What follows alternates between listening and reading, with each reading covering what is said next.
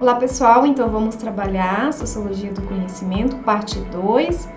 Antes desse bloco nós fizemos uma breve discussão, pontuando de que forma que a sociologia compreende a questão do conhecimento, fazendo essa relação com a sociedade, alegando que todo conhecimento produzido é fruto das questões sociais, tem a ver com o contexto em que se faz a ciência, tanto histórico, quanto cultural, quanto social.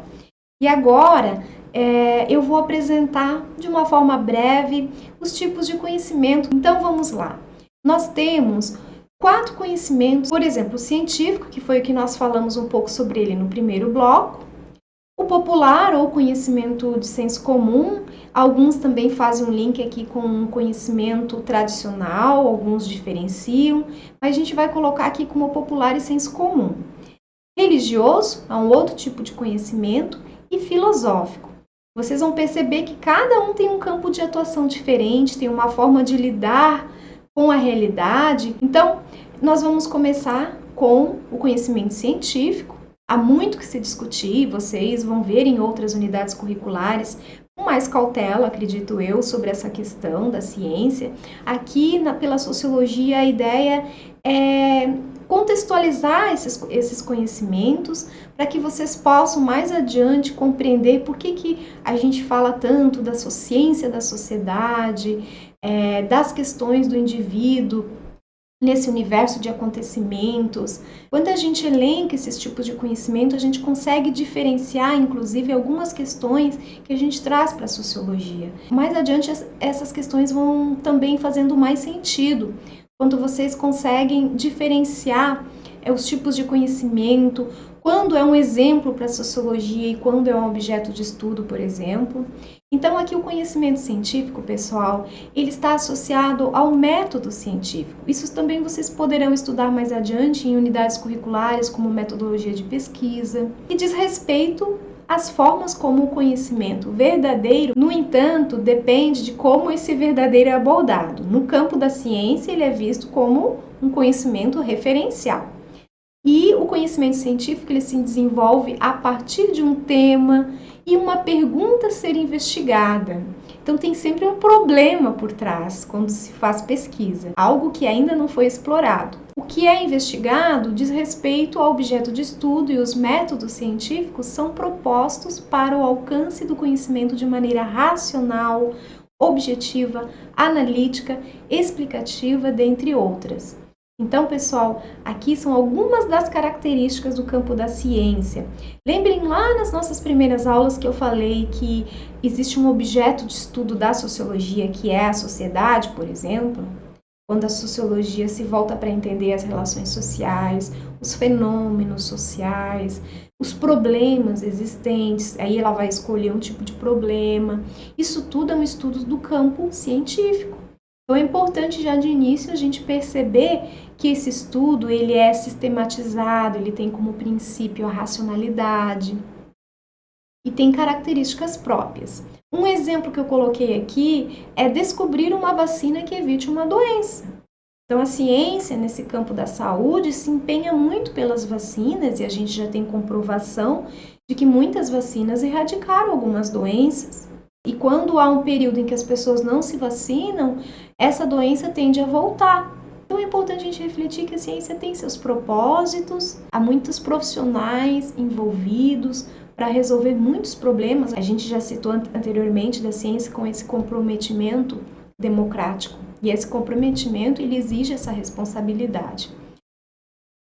Na sequência, nós temos o conhecimento do campo da filosofia para falar brevemente, porém quem explica melhor para vocês é o professor de filosofia.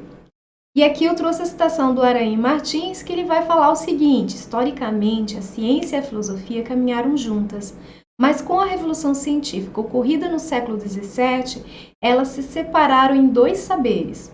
A ciência vai se fragmentando em conhecimentos especializados, como a física, a astronomia, química, biologia, psicologia, sociologia, entre outros, delimitando o seu campo de saber. Então, o Aranha faz a citação, ele cita aqui o início do século XVII, inclusive no século XVIII, com o iluminismo, a ciência foi se consolidando cada vez mais. Outro destaque é do Deleuze e do Guattari, onde eles afirmaram que a filosofia, mais rigorosamente, é a disciplina que consiste em criar conceitos. E a melhor definição a ser dada certamente vai ser pelos próprios filósofos, até porque não existe uma filosofia, mas as filosofias, assim como outras áreas, outros temas, a gente também trabalha no plural. E um exemplo sobre esse campo de conhecimento, eu trouxe aqui o Sartre, onde ele vai falar: o importante não é aquilo que fazem de nós, mas o que nós mesmos fazemos do que os outros fizeram de nós. Na sequência, eu trago o conhecimento religioso ou teológico que está ligado ao sobrenatural, como um produto do intelecto do ser humano, muito ligado à fé, e com interpretações do mundo por intermédio de mensagens ou manifestações divinas. E aqui, pessoal, há uma busca por algo que transcende o conhecimento humano, que procura-se por explicações que não cabem ao saber científico e ao filosófico. Portanto, é um outro campo de saber. Um exemplo é acreditar que existe um inferno após a morte, ou o paraíso, e tantas outras fés e crenças que são colocadas no campo da religião, e não existe uma religião, e sim várias, com vários deuses, ou até um só, depende muito do tipo da religião. E por fim, nós temos o conhecimento do senso comum, ou conhecimento popular, que diz respeito às crenças naturais produzidas por uma determinada cultura e transmitidas pela tradição de geração a geração e que são tomadas como verdadeiras. É bastante comum encontrar o senso comum abordado de maneira pejorativa, com pouco valor. Isto acontece devido à forma como o conhecimento científico é valorizado na cultura ocidental como referência única de conhecimento com base no método racionalista. Principalmente depois da Revolução Científica, se deu muito espaço à razão. E a partir disso, muitos conhecimentos tradicionais de povos, de outras culturas, perderam um pouco a sua referência. Isso não quer dizer que eles não tenham sua importância.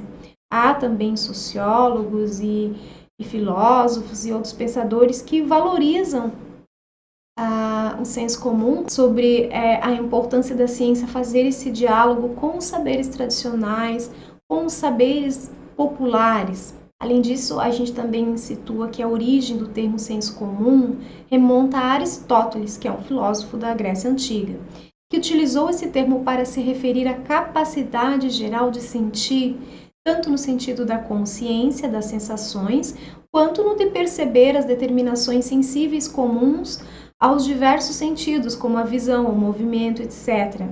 Um exemplo, aprendemos com gerações passadas que chá de boldo ajuda nas dores de barriga, e outras plantas que podem propiciar diversos tipos de chás, muitas vezes descoberto por povos dentro das suas culturas, sem estar naquele campo rígido da ciência.